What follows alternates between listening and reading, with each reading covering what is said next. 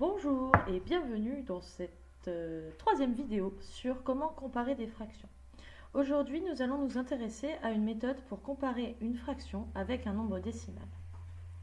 Avant de commencer à travailler, je t'invite à te mettre dans de bonnes conditions de travail, c'est-à-dire au calme, téléphone portable rangé et éteint, d'ailleurs je n'ai pas le mien, sortir une feuille et un stylo ainsi que ton cahier de cours pour copier le cours dans ton cahier à la fin de la vidéo. Ça y est, tu es prêt? Alors c'est parti. Allons-y. Donc, comme tu le vois, nous passons à la deuxième partie du cours qui s'intitule Fraction vs nombre décimal. La première chose qui est importante à savoir, c'est qu'en fait un nombre décimal c'est une fraction. Ici j'ai pris un nombre décimal très compliqué, 13,102 018, que j'ai écrit sous forme de fraction.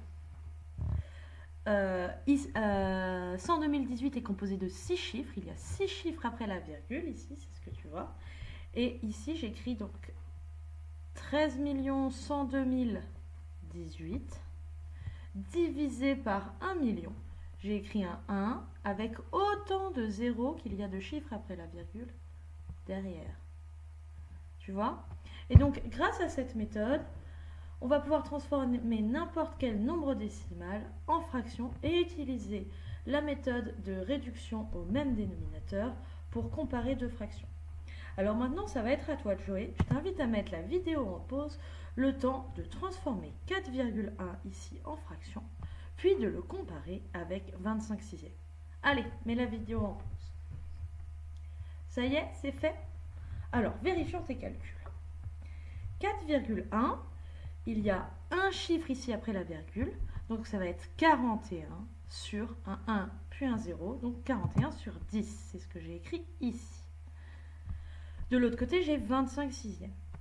Ensuite, j'utilise la technique de mettre au même dénominateur.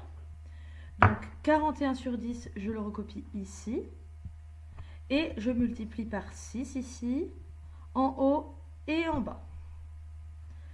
De même, je recopie 25 sixièmes ici et je multiplie par 10 en haut et en bas. Ensuite, il faut calculer 41 fois 6. Alors ça, je pose la multiplication sur une feuille. J'obtiens 246 sur 60. J'ai fait le calcul là parce que c'était rapide. Et de l'autre côté, j'ai 10 fois 25. Ça aussi, c'est très rapide. 250. Lequel est donc le plus grand? Eh bien, c'est 250 sur 60 qui est le plus grand. Car 250 est plus grand que 246. Je mets donc le crocodile dans ce sens-là, car le crocodile ne mange que les plus grands nombres. On a donc appris que 4,1 est plus petit que 25 sixièmes, ce qui ne se voit pas au premier abord. Ok. Maintenant, en fait, tu pourrais te dire, mais comparer deux nombres décimaux ensemble, c'est super facile. Alors, pourquoi on s'amuse à transformer un nombre décimal en fraction alors qu'on pourrait faire l'inverse, transformer notre fraction en nombre décimal pour comparer deux nombres décimaux, ce qu'on sait très bien faire? Eh bien, figure-toi qu'il y a des fractions qui ne sont pas des nombres décimaux. Prenons par exemple un tiers. Un tiers, si tu l'écris dans ta calculette, ça fait 0,33333. Puis ça s'arrête au bout d'un moment parce que c'est une calculette. Mais en vrai, ça s'arrête jamais. C'est pour ça que j'écris 3, 3, 3 et après j'ai souligné le 3 et j'ai mis 3 petits points. Ça se répète à l'infini. Ce nombre, un tiers, n'est donc pas un nombre décimal parce que son écriture décimale ne s'arrête jamais. Elle est infinie.